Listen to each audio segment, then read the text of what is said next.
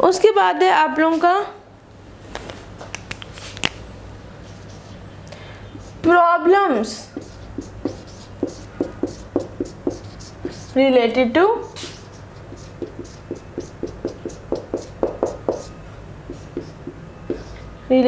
malnutrition।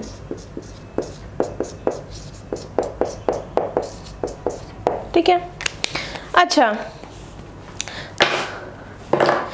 Students, हम लोगों ने पढ़ा कि बैलेंस डाइट क्या होती है, कौन कौन से न्यूट्रिएंट्स होते हैं, उनकी बैलेंस डाइट के अंदर क्या क्या चीज़ हमारी न्यूट्रिएंट्स में हेल्प करती है, हम लोगों ने सारा पढ़ लिया। ठीक है, अब हमने डेफिशिएंसी भी पढ़ी थी कि न्यूट्रिशंस की डेफिशिएंसी क्या होती है। अब हम लोग बात कर लेते हैं मेल न्यूट्रिशन की। मेल न्यूट्रिशन क्या होता है? मेल न्यूट्रिशन बेसिकली होता ये है कि यहाँ हमारी इनएडिक्वेट कंजम्पशन ऑफ न्यूट्रिएंट्स हो। एक तो मतलब ये कि बहुत ज़्यादा कम कंजप्शन है, एक ये कि हमारी बॉडी उसको एब्जॉर्ब नहीं कर रही। ठीक है, एक तो ये भी हो सकती है कि हमारी बॉडी उसको एब्जॉर्ब नहीं करी, एक ये हो सकती है हमारी बॉडी में कि उसकी वजह से हम लोग कंजम्पशन जो है ना बहुत ज़्यादा कम कर रहे हैं, और यहाँ ये हो सकती है कि वो न्यूट्रिएंट जो हमारी बॉडी में जा रहा है उसका लॉस बहुत ज़्यादा एक्सेसिव है। ठीक है, मतलब क्या हुआ कि एक हमारी इनएडिक्वेट कंजम्पशन, सेकेंड वन क्या है,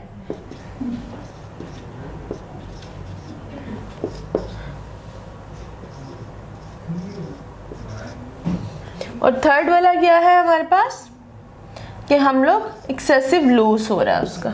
ठीक है, तो अब बात हम कर लेते हैं कि मेल न्यूट्रिशन होता क्या। हमें पता चल गया कि मेल न्यूट्रिशन में होता क्या। बेसिकली यहाँ तो हमारी बॉडी में कंजम्पशन नहीं हो रही, यहाँ वो हमारी बॉडी से बहुत जल्दी लॉस हो रहा है, और यहाँ हम उसको बहुत कम अमाउंट में ले रहे हैं, और यहाँ वो हम ले ही नहीं रहे। इसको कहते हैं मेल न्यूट्रिशन। ये हमारी ग़िज़ा की बहुत ज़्यादा कमी है। अब मेल न्यूट्रिशन जो होती है स्टूडेंट्स, वो बेसिकली 3 टाइप्स की होती है। ठीक है, बेसिकली वो 3 टाइप्स की होती है, और फिर आगे से उसको फर्दर डिवाइड किया होता है टाइप्स में। एक होती है हमारे पास protein energy malnutrition, second होती है मिनरल डेफिशिएंसी, ठीक है, और हमारे पास थर्ड वाली जो होती है वो होती है over intake of nutrients, over intake of nutrients. तो मतलब ये हमारे पास बेसिकली हमारे पास ये टाइप्स हैं हमारे पास मेल न्यूट्रिशन की। ये बेसिकली 3 टाइप्स हैं, protein energy, mineral deficiency and over intake of nutrients.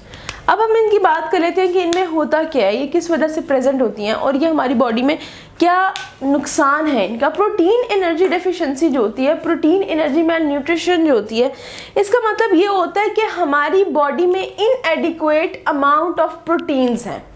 हमारी जो बॉडी में रिक्वायरमेंट है प्रोटीन्स की वो इनएडिक्वेट है, इनसफिशिएंट है, जिसकी वजह से हमें एनर्जी रिक्वायरमेंट बहुत ज़्यादा है तो वो हमें नहीं मिल रही। मतलब एनर्जी की रिक्वायरमेंट पूरी नहीं हो रही, किस वजह से? क्योंकि प्रोटीन्स हमारी बॉडी में इनएडिक्वेट है।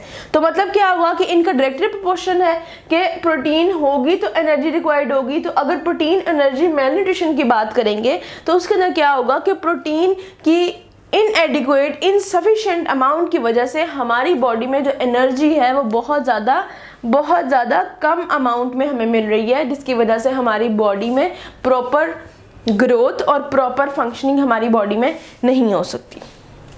ठीक है, अब प्रोटीन एनर्जी की ना स्टूडेंट्स 2 टाइप्स हैं। 2 टाइप्स नहीं है, 2 डिजीजेज है इसकी। एक है क्वाशियोरकर और एक है मेरास्मस। अब ये क्या है? ये दोनों डिजीज़ हैं प्रोटीन एनर्जी की, और इन डिजीज़ की वजह से होता क्या है और ये क्यों होती हैं, हम इनकी बात कर लेते हैं। पहले उन्होंने बात की हुई है क्वाशियोरकर की। क्वाशियोरकर डिजीज़ है एक स्टूडेंट्स जो कि बच्चों में 12 मंथ्स तक जो है ना 12 मंथ्स की एज में पाई जाती है। 12 मंथ्स की एज में उभरना शुरू होती है। किस वजह से? कि जब उनकी जब उनकी जो होती है ना मिल्क अमाउंट या कह लो कि या ये आप ये कह लो कि जब उनकी ब्रेस्ट फीडिंग डिसकंटिन्यू हो जाती है, जब ब्रेस्ट फीडिंग उनकी डिसकंटिन्यू होती है तो हमारे पास बहुत ज़्यादा ये चांसेस होते हैं कि बच्चों में 12 मंथ्स की एज के बच्चों में क्वाशियोरकर डिजीज़ डेवलप हो जाए, ठीक है। और वो डेवलप जब होती है तो उसकी वजह से क्या होता है कि बच्चे जो होते हैं वो नॉर्मल ग्रोथ उनकी हो जाती है, नॉर्मल ग्रोथ तो उनकी हो जाती है लेकिन वो एबनॉर्मली थिन होते हैं, ठीक है, एबनॉर्मली थिन होते हैं। उनकी जो ग्रोथ होती है वो हो जाती है चिल्ड्रंस की तरह लेकिन एबनॉर्मली थिन होते हैं। तो मतलब क्या हुआ कि किसी एक चीज़ की डेफिशिएंसी की वजह से, मैल न्यूट्रिशन की वजह से वो एबनॉर्मल की तरफ लीड कर रहा है, एक प्रॉपर ग्रोथ और डेवलपमेंट नहीं हो रही, इसको कहते हैं क्वाशियोरकर। और सेकेंड वाला है मरासमस। अब मरासमस भी एक डिजीज़ है जिसके अंदर प्रोटीन एनर्जी का रिलेशनशिप है कि प्रोटीन हमारी बॉडी में बहुत ज़्यादा कम अमाउंट में होती है तो मरासमस डेवलप होने के चांसेस ज़्यादा होते हैं। तो ये भी एक स्टूडेंट्स कह रही हूँ, ये भी चाइल्ड्स की डिजीज़ है और ये डेवलप होती है एज ऑफ 6 मंथ से 1 ईयर तक, ठीक है। 6 मंथ से 1 ईयर तक ये होने के चांसेस ज़्यादा होते हैं। 6 मंथ्स के जो बेबीज़ होते हैं उनसे लेके 1 ईयर तक जो बेबीज़ होते हैं उनके अंदर ये डेवलप होने के चांसेस ज़्यादा होते हैं। किस वजह से? प्रोटीन और एनर्जी की मैल न्यूट्रिशन की वजह से। और इसके अंदर होता है क्या है कि जो चिल्ड्रन होते हैं मरासमस वाले, वो उनके अंदर पुअर ग्रोथ होती है और उनके अंदर वो पुअर जब ग्रोथ होती है तो वो अपनी एज से बहुत ज़्यादा छोटे नज़र आते हैं, ठीक है। तो मतलब क्या हुआ कि प्रॉपर ग्रोथ नहीं है, एबनॉर्मल की तरफ लीड कर रहा है। तो एक मैल न्यूट्रिशन की वजह से, एक प्रोटीन एनर्जी मैल न्यूट्रिशन की वजह से वो बेबी जो है वो अंडर डेवलपमेंट है, ठीक है, अंडर डेवलपमेंट होगा। अच्छा, उसके बाद है मिनरल डेफिशिएंसी। अब मिनरल डेफिशिएंसी में क्या होता है कि मिनरल डेफिशिएंसी में स्पेसिफिकली मिनरल की जब डेफिशिएंसी होती है तो वो हमारी बॉडी में 2 टाइप्स की होती है और 2 टाइप्स की डिजीज़ होती है। मतलब मिनरल डेफिशिएंसी में एक तो आपका होता है गॉइटर और एक होता है एनीमिया, ठीक है। अब मिनरल डेफिशिएंसी है, these both are minerals and they develop disease in our body when they are under development or when they are in lack of amount, ठीक है। जब इनकी डेफिशिएंसी होती है हमारी बॉडी में तो ये 2 टाइप की डिजीज होती हैं जो हमारी बॉडी में बनने के या हमारी बॉडी में प्रेजेंस होने के चांसेस ज़्यादा हो जाते हैं। अब गोइटर जो होता है वो क्या होता है? गोइटर की जो बीमारी होती है इसको हम लोग ये कहते हैं कि ये जो हमारा थायराइड ग्लैंड होता है, हमारा थायराइड ग्लैंड होता है जो हमारी बॉडी में, वो जो भी हमारे ग्लैंड्स होते हैं वो हमारे हार्मोन्स की प्रॉपर फंक्शनिंग के लिए और नॉर्मल फंक्शनिंग के लिए हेल्पफुल होते हैं, ठीक है। अगर ग्लैंड्स नहीं होंगे तो हमारे हार्मोन्स बनेंगे भी नहीं और ना ही हमारे हार्मोन्स प्रॉपर फंक्शन कर सकेंगे। और अगर हमारे हार्मोन्स प्रॉपर फंक्शन नहीं करेंगे तो हमारी बॉडी में बहुत ज़्यादा एबनॉर्मलिटीज आ सकती हैं। तो होता ये है कि जब मिनरल डेफिशिएंसी होती है, जब गोइटर की मिनरल डेफिशिएंसी होती है, इसके अंदर बेसिकली आयोडीन की डेफिशिएंसी होती है, ठीक है। आयोडीन क्या है? आयोडीन सॉल्ट्स में प्रेजेंट होता है कि आयोडीन एक मिनरल है। आयोडीन जो होता है वो सॉल्ट्स में प्रेजेंट होता है, ठीक है। सॉल्ट के थ्रू हमारे खाने में जो सॉल्ट डलता है उसके थ्रू हमारी बॉडी में आयोडीन जाता है। अब जब आयोडीन की डेफिशिएंसी होती है तो हमारे अंदर जो डिजीज डेवलप होती है वो होती है गोइटर। और वो गोइटर क्यों होती है? गोइटर इस वजह से होती है कि जो आयोडीन होता है, ये जो आयोडीन है इसकी जो प्रेजेंस होती है, उसकी जो डेवलपमेंट है या उसकी जो फंक्शनिंग है वो थायराइड ग्लैंड देखता है, थायराइड ग्लैंड, ठीक है। जब थायराइड ग्लैंड इसकी फंक्शनिंग देख रहा है, लेकिन अगर आयोडीन हमारी बॉडी में प्रॉपर प्रेजेंट नहीं है, ठीक है, या अनसफिशिएंट है, तो क्या होगा कि हमारी बॉडी में गोइटर की बीमारी होने के चांसेस ज़्यादा हैं। किस वजह से?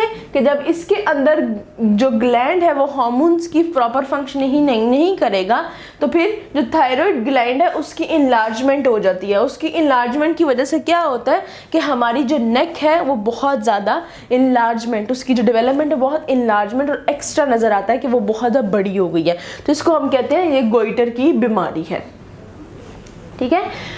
अब उसके बाद है एनीमिया। अब एनीमिया जो होता है वो लैक ऑफ ब्लड सेल्स की वजह से होता है। Blood cells. अब ब्लड सेल्स की इस वजह से कि जो हमारे पास मिनरल डेफिशिएंसी होगी वो HB की होगी, ठीक है। हीमोग्लोबिन जो होती है, जो हमारी प्रॉपर ब्लड सेल्स को रेगुलेट कर रही होती है, उसकी डेफिशिएंसी की वजह से हमारे पास एनीमिया होने के चांसेस ज़्यादा है। एनीमिया क्या होता है कि बेसिकली इसको खून की बीमारी कहा जाता है, और खून की बीमारी इस वजह से कहा जाता है कि इसके अंदर जो डेफिशिएंसी होती है ब्लड सेल्स की बहुत ज़्यादा कम हो जाती है, हमारी एज भी बहुत ज़्यादा कम हो जाती है, और कहा जाता है कि ये इंसान बहुत ज़्यादा कमज़ोर है। फिर वो आपको खून की बीमारी के सांस फूलना शुरू हो जाता है, कुछ खाने को दिल नहीं करता, ऐसी चीज़ें जो होती हैं वो हमारी बॉडी में प्रेजेंट हो जाती हैं, जिसकी वजह से हम कहते हैं कि ये मिनरल डेफिशिएंसी है या एनीमिया। और एनीमिया में फिर क्या होता है कि एनीमिया के अंदर फिर आपको खून की बोतलें लग सकती हैं, आपके रेड ब्लड सेल्स को एक प्रॉपर अमाउंट में लाया जा सकता है, फिर ये क्योर हो जाती है। अदरवाइज ये पेशेंट जो होता है वो एनेमिक ही कहलाता है, ठीक है।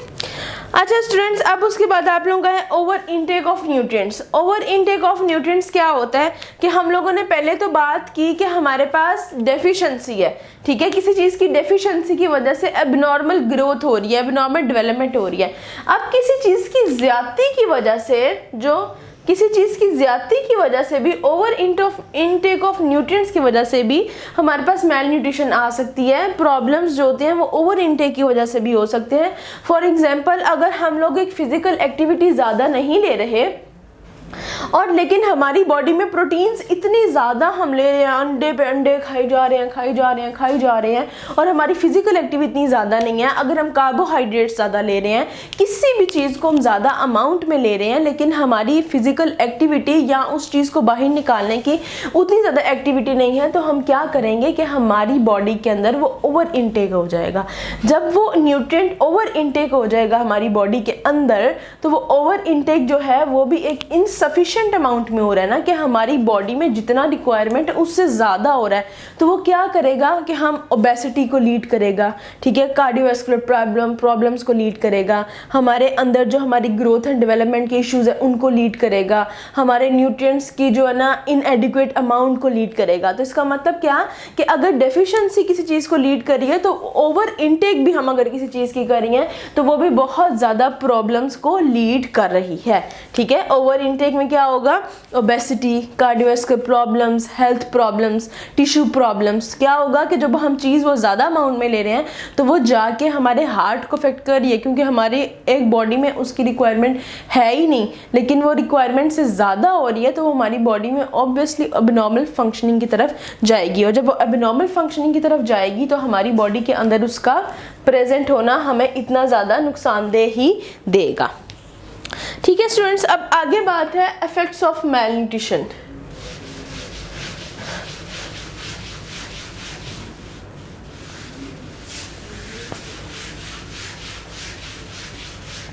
ठीक है, आगे है इफेक्ट्स ऑफ मेल न्यूट्रिशन। अब स्टूडेंट्स होता क्या है कि इनके मेल न्यूट्रिशन के हमारी बॉडी में इफ़ेक्ट्स क्या होते हैं। हमने पढ़ लिया कि डेफिशिएंसी होती है तो ये होता है, ओवर इनटेक होता है तो ये होता है। अब हमारे पास ऑब्वियसली एक अगर लार्ज अमाउंट में मेल न्यूट्रिशन हो रही है, अगर वो किसी चीज़ की एक्सेसिव लॉस है या वो इनएडिक्वेट अमाउंट है, तो वो ऑब्वियसली लीड करिए मेल न्यूट्रिशन को। जब वो मेल न्यूट्रिशन को लीड करिए तो इसमें हम बात कर लेते हैं कि इसके हमारे पास इफ़ेक्ट्स क्या होते हैं। जो इसके इफ़ेक्ट्स होते हैं वो ही हमें बताते हैं कि हमारी बॉडी में मेल न्यूट्रिशन है या हम मेल न्यूट्रिशन है, अंडर न्यूट्रिशन है हम लोग। तो जिसकी वजह से हमें पता चलता है कि सबसे पहले होता है स्टारवेशन, उसके बाद हमारे पास होता है हार्ट डिजीजेस, ठीक है, उसके बाद हमारे पास होता है कॉन्स्टिपेशन, ओबेसिटी, ठीक है। अब क्या होता है स्टूडेंट्स, हमारे पास स्टारवेशन में कहा यह जाता है एक सर्वे के मुताबिक कि हमारे पास तकरीबन एक हमारे पास 1 मिलियन जो होता है अमाउंट होती है वो हर ईयर में स्टारवेशन की वजह से डेथ पे पहुंच जाते हैं। मतलब क्या कि ये बहुत ज़्यादा लीडिंग कॉज है डेथ की। स्टारवेशन की वजह से स्टारवेशन में क्या होगा कि जब हमारे पास ऑब्वियसली ये मेल न्यूट्रिशन की बात हो रही है, अंडर न्यूट्रिशन है, तो स्टारवेशन में क्या होगा कि जब हमारी बॉडी में हमें कुछ खाने को नहीं मिल रहा, ठीक है, तो खाने को नहीं मिल रहा तो हमारे प्रॉपर न्यूट्रिएंट्स नहीं हैं, तो हमारी प्रॉपर डेवलपमेंट और ग्रोथ भी नहीं हो सकती। तो वो स्टारवेशन की वजह से मेल न्यूट्रिशन हो जाती है। मेल न्यूट्रिशन हो जाती है कि स्टारवेशन क्या है? स्टारवेशन बेसिकली होता है फाका करना, और स्टारवेशन एक प्रोलॉन्ग डिजीज कहलाती है, ठीक है। प्रोलॉन्ग इस वजह से कि अगर फॉर एग्जांपल पॉवर्टी है या कोई और इश्यूज हैं, ठीक है, फॉर एग्जांपल अगर फ्लडिंग है, डिजीज़ हैं, कुछ इस तरह का मसला है, तो स्टारवेशन जो होती है वो प्रोलॉन्ग हो जाती है, जिसकी वजह से हमारे प्रॉपर न्यूट्रिएंट्स नहीं मिलते, और जब हमारी बॉडी में प्रॉपर न्यूट्रिएंट्स नहीं प्रेजेंट होते तो वो स्टारवेशन को लीड करते हैं, और वो स्टारवेशन के जो प्रॉब्लम्स हैं उनको लीड करते हैं, जिसमें हमारे पास बेसिकली जो प्रोटीन एनर्जी मेल न्यूट्रिशन है वो आती है कि हमारी बॉडी में जब हमारी बेसिक एनर्जी नहीं है, हमारी बॉडी में जब हमारा प्रॉपर प्रोटीन्स प्रेजेंट नहीं है, तो हमें एनर्जी रिक्वायरमेंट बहुत ज़्यादा कम होती चली जाएगी। जब ऑब्वियसली हमारी बॉडी में कुछ है ही नहीं है, प्रोटीन ही नहीं है, तो हम मूव भी नहीं कर सकते, हम ऐसे बिल्कुल डेड ही होते हैं ना। स्टारवेशन में एक डेड वाला फेज आ जाता है कि, और वो ऑब्वियसली डेथ को लीड करती है फिर जब स्टारवेशन होती है। उसके बाद होती है हार्ट डिजीजेस। हार्ट डिजीजेस में क्या होता है कि हार्ट डिजीजेस में एक तो मेरे पता चला कि हार्ट डिजीजेस हमारी ओवर इनटेक की वजह से भी हो सकती है, लेकिन ओवर इनटेक के अलावा मेल न्यूट्रिशन में ये होता है कि हमारे हार्ट को भी जो ब्लड पंप होना है उसके लिए भी हमारे ब्लड सेल्स पूरे होने चाहिए, एज भी नॉर्मल होनी चाहिए, हम लोग जो चीज़ें खा रहे हैं डेली रूटीन में वो हमारे हार्ट के लिए अफेक्टिव होनी चाहिए। तो वो होता क्या है कि जब हम लोग की मेल न्यूट्रिशन होती है, मेल न्यूट्रिशन का जब फेज़ आता है तो हमारी बॉडी में हमारे हार्ट के लिए प्रॉपर रिक्वायरमेंट नहीं होती जो हमारी हार्ट को कंट्रोल कर सके, तो उसकी वजह से हमें कार्डियोवैस्कुलर प्रॉब्लम्स और हार्ट प्रॉब्लम्स, हार्ट डिजीजेस बहुत ज़्यादा रिस्क पे आ जाती हैं, जिसकी वजह से क्या होता है कि हमारी जो डेथ होती है वो भी रिस्क पे होती है कि हार्ट जब तक हमारा प्रॉपर काम करता रहेगा हम लोग जिंदा हैं, जैसे ही हमारी पंप बंद होगी तो हम लोग मर गए। तो इसका मतलब क्या कि हार्ट डिजीजेस भी मेल न्यूट्रिशन की वजह से बहुत ज़्यादा लीडिंग कॉज है। उसके बाद कॉन्स्टिपेशन है। कॉन्स्टिपेशन में भी क्या होता है कि कॉन्स्टिपेशन जो होती है वो होता ये है कि अगर आपकी बॉडी में कुछ ऐसा है ही नहीं कि जो आप उसको ब्लॉट आउट कर सको, तो उसकी वजह से कुछ नहीं होगा तो वो आपकी कॉन्स्टिपेशन को लीड करेगा। जब आप लोग कुछ खाएंगे तो ऑब्वियसली आपका फीसिस आउट होगा, आप लोगों की डाइजेस्टिव सिस्टम प्रॉपर वर्कआउट करेगा, लेकिन अगर आप लोग कुछ इनटेक नहीं कर रहे तो वो कॉन्स्टिपेशन को लीड करेगा, ठीक है। और कॉन्स्टिपेशन को कहा जाता है कि मदर डिजीज़ है, ये मदर डिजीज़ होती है जो बहुत ज़्यादा दूसरी बीमारियों को लीड करती है, ठीक है। अब उसके बाद है ओबेसिटी। ओबेसिटी होती है कि हम लोग बहुत ज़्यादा ओवर इनटेक कर रहे हैं किसी चीज़ का, ठीक है, ओवर इनटेक कर रहे हैं किसी भी चीज़ का, तो वो क्या करेंगे कि हमें वो ओवर वेट कर देगा। ओवर वेट किस वजह से कर देगा? मेल न्यूट्रिशन की वजह से। हम लोग ओवर वेट भी मेल न्यूट्रिशन की वजह से हम ओवर वेट हो सकते हैं। किस वजह से? कि हमारी जो फूड होता है उसकी जो एनर्जी रिक्वायरमेंट है वो बहुत ज़्यादा होती है, और हमारी बॉडी उस तरह की फंक्शनिंग में प्रॉपर हेल्प आउट नहीं कर रही होती, क्योंकि हम अंडर डेवलपमेंट होते हैं। तो इसकी वजह से हम कहते हैं कि मेल न्यूट्रिशन जो है वो ओबेसिटी को लीड करती है, और ओबेसिटी जो होती है वो बहुत ज़्यादा दूसरी बीमारियों को लीड करती है, कार्डियोवैस्कुलर प्रॉब्लम्स, हेल्थ प्रॉब्लम्स को बहुत ज़्यादा लीड करती है, ठीक है, जिसकी वजह से हमें हाइपरटेंशन हो सकती है, डायबिटीज़ का इशू हो सकता है, ब्लड प्रेशर का इशू हो सकता है। तो इसका क्या मतलब हुआ कि जो मेल न्यूट्रिशन है वो ही दूसरे प्रॉब्लम्स को लीड कर रही है, ठीक है। अब उसके बाद हम लोग पढ़ते हैं famine, the major cause of mail nutrition.